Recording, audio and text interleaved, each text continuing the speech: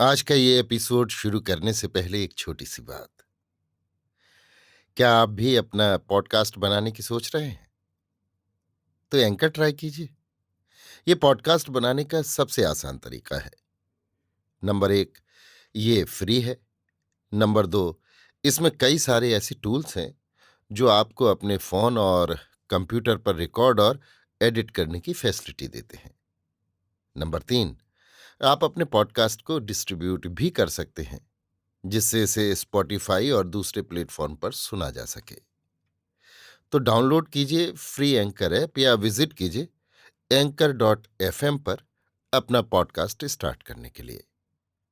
ये तो थी एक छोटी सी जानकारी, और अब शुरू करते हैं एपिसोड का सिलसिला। तो आज के एपिसोड में लीजिए सुनिए आचार्य चतुर्सेन शास्त्री के लिखे उपन्यास सोमनाथ के 115वें भाग पाटन से प्रस्थान को मेरी यानी समीर गोस्वामी की आवाज में। वसंत की मनोरम ऋत गुजरात पर छाई। रम्य गुर्जर भूमि विविध लता पुष्पों से भर गई। पुष्पों की भीनी महक से वातावरण सुरभित हो गया। आम के वृक्ष मौर से लद गए, उन पर कोयल कूकने लगी। गुजरात की भूमि एक मनोहर वाटिका की शोभा धारण कर उठी। सघन वन स्थली में ग्रीष्रंग से निकलती हुई स्वच्छ जल की पहाड़ी नदियां और निर्झर टेढ़ी सीधी भूमि पर सर्पाकार बहते हुए अति शोभायमान प्रतीत होने लगीं। विविध रंगों के पक्षियों के चहचहाने से ध्वनित सी गुर्जर भूमि स्वर्ग की सुषमा दिखाने लगी। गत विपत्ति को भूल लोग विविध रंग के वस्त्राभूषण धारण कर फाग का आनंद लेने लगे। अनहिल्य पट्टन के दरबारगढ़ में सुल्तान महमूद नित्य सायं प्रातः 2 दरबार करने लगा। दरबार में छोटे बड़े राव रंक प्रत्येक को आने की छूट थी। दरबार में महमूद स्वर्ण सिंहासन पर तड़क भड़क से अपने वजीरों और विद्वानों से घिरा हुआ बैठता और विविध रास रंग और राजकाज की बात चलाता। चैत और वैशाख बीत गया। एक दिन महमूद के दरबार में चर्चा चली।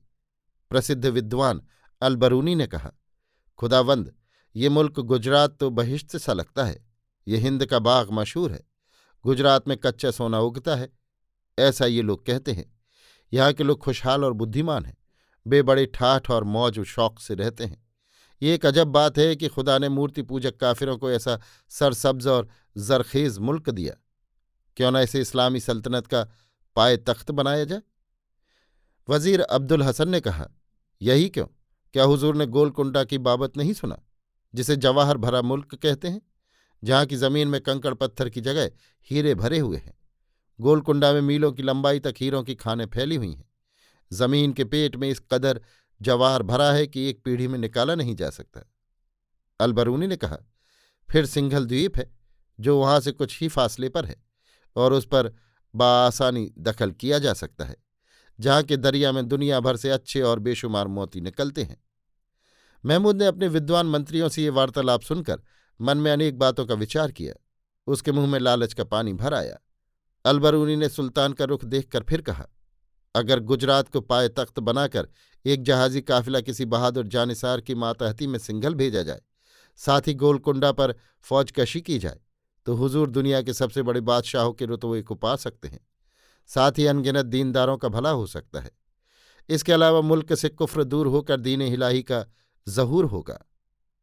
वजीर ने कहा, खुदाबंद, इस मुल्क में वक्त पर बरसात होती है, वक्त पर धान पकता है। गर्मी में ज्यादा गर्मी नहीं और सर्दी में ज्यादा सर्दी नहीं।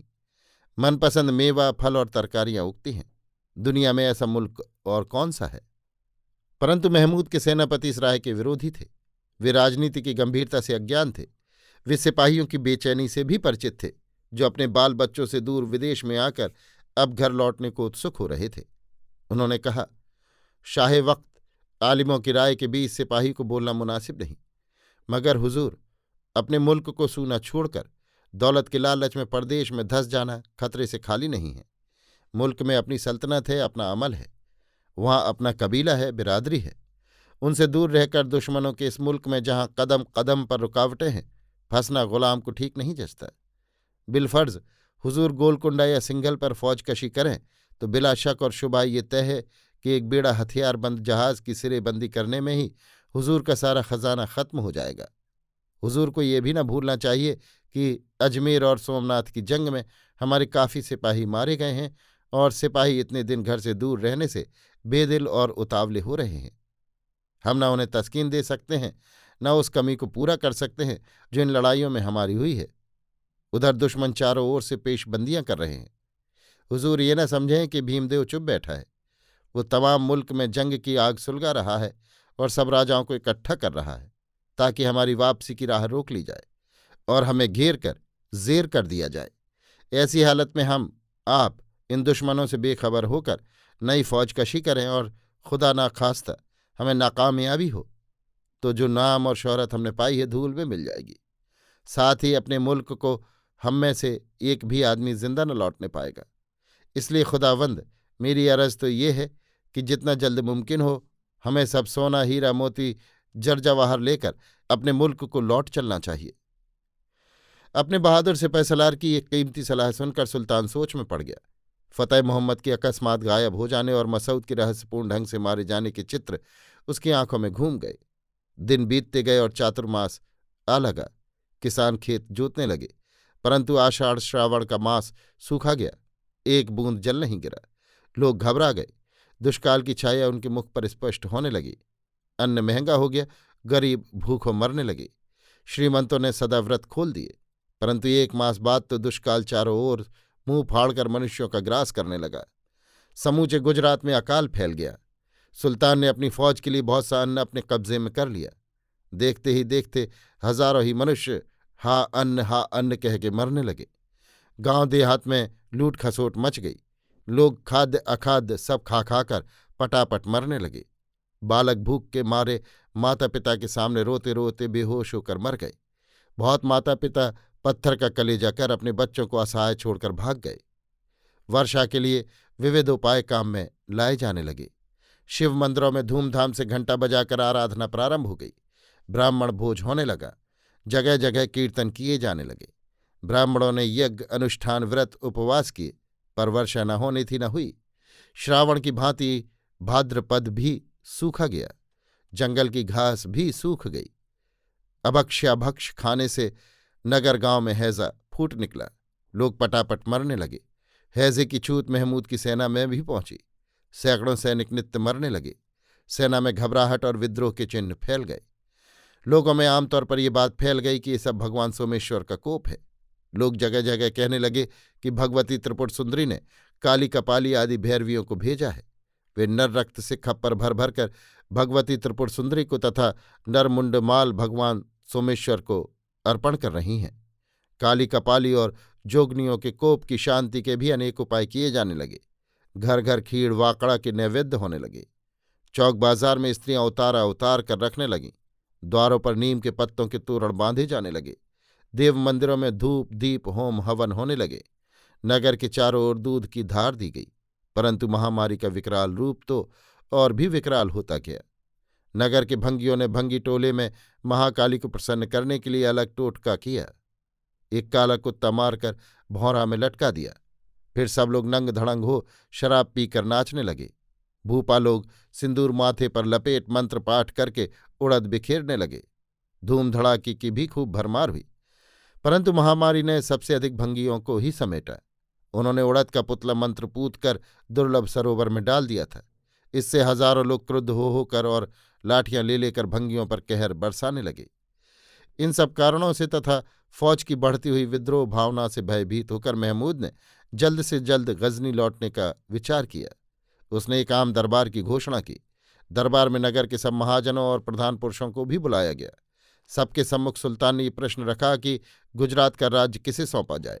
महमूद ने स्पष्ट रीति पर यह घोषित कर दिया कि वो चामुंड राय के किसी भी वंशज को राज्य सौंपने को राजी है, बशर्ते कि वो राज्य अधिकारी सुल्तान को अपना अधिपति स्वीकार करे और नियमित रूप से खिराज गजनी भेजता रहे।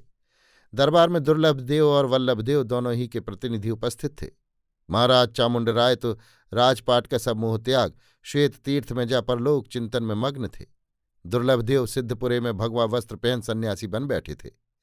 वल्लभदेव और भीमदेव प्रछन्न भाव से अब अर्बुद नांदौल और आसपास के राजाओं की सैन्य एकत्र कर महमूद की राह रोके अर्बुद की घाटियों में चाक चौबंद बैठे थे। दुर्लभदेव के चरों ने सुल्तान के मंत्रियों और सलाहकारों को घूस देकर अपने पक्ष में कर लिया था। उन्होंने कहा, राज्य के अधिकारी और राज्य करने योग्य केवल दुर्लभ देव हैं। वो सुल्तान के मित्र हैं और खुशी से सुल्तान नामदार को जितना सुल्तान कहेंगे खिराज देंगे और अंत तक आप ही की आज्ञा के अधीन रहेंगे। उन्होंने उस कौल करार की भी याद दहानी की जो सुल्तान और दुर्लभदेव के बीच हो चुके थे। परंतु वल्लभदेव के हिमायतियों ने कहा, वल्लभदेव पाटवी कुंवर हैं, गद्दी पर उन्हीं का हक है, प्रजा उनसे संतुष्ट है, वो विवेकी, न्याय और वीर पुरुष हैं, उन्हें ही गुजरात का राजा होना चाहिए। वजीर ने कहा, लेकिन उसने सोमनाथ की लड़ाई में हमारा सामना किया। अभी तक वो भीम के साथ मिलकर सुल्तान के खिलाफ फौजकशी कर रहा है। वो अभी तक माफी मांगने को सुल्तान की खिदमत में हाजिर नहीं हुआ, राज्य पर अपना हक भी प्रकट नहीं किया, इसलिए ये गद्दी उसे नहीं सौंपी जा सकती। सुल्तान ने सब तर्क सुनकर हुक्म दिया, दोनों में आज से जो 7 दिन के भीतर आकर हमारे हुजूर में सलाम करे, ज्यादा से ज्यादा खिराज दे और जो शर्तें तय हों उनका पालन करे, उसी को गद्दी सौंप दी जाएगी। नहीं तो 7 दिन बाद गुजरात में इस्लामी राज्य की स्थापना हो जाएगी। इतना कहकर सुल्तान ने दरबार खत्म किया। दोनों ही पक्षों के समर्थक अपनी अपनी खटपट में दौड़ने लगे। दोनों राज्य अधिकारियों को शाही खरीते भेज दिए गए। महाराज वल्लभदेव ने उत्तर दिया, मैं क्षत्रिय हूं, गुजरात की गद्दी पर मेरा अधिकार है। उसे मैं देश और धर्म के परम शत्रु गजनी के महमूद से भीख मांगकर नहीं, उसके सिर पर ये तलवार मार कर लूंगा। दुर्लभदेव ने सुना और झटपट फकीरी बाना उतारकर राज की ठाठ से आकर सुल्तान की हाजिरी बजाई, नजर गुजारी और अपनी कमर से तलवार खोल घोड़े के मुंह में दे हाथ बांधकर खड़ा हो गया। उसके इस आचरण से सुल्तान संतुष्ट हो गया। अपने हाथ से तलवार उसकी कमर में बांधी, आदर से बैठाया। सब शर्तें तय हो गईं। सुल्तान ने उसे गुजरात का राजाधिराज स्वीकार कर लिया। दूसरे ही दिन अनहिलपट्टन में धूमधाम से दुर्लभदेव का राज्याभिषेक हुआ। गुजरात में उसके नाम की दुहाई फेर दी गई। चंड शर्मा महामंत्री के पद पर अभिषिक्त हुए, परंतु प्रजा ने कोई उत्सव नहीं मनाया। रूखा सूखा राज्याभिषेक करा, होम हवन पूजा पाठ की रीत पूरी कर स्वर्ण दक्षिणा ले ब्राह्मण अपने घर गए। महमूद ने मनचाहा नजराना ले लूटा हुआ माल खजाना 200 हाथियों पर लाद लाव लश्कर के साथ पाटन से प्रस्थान किया। अभी आप सुन रहे थे आचार्य चतुर्सेन शास्त्री के लिखे उपन्यास सोमनाथ के 115वें भाग पाटन से प्रस्थान को मेरी यानी समीर गोस्वामी की आवाज में।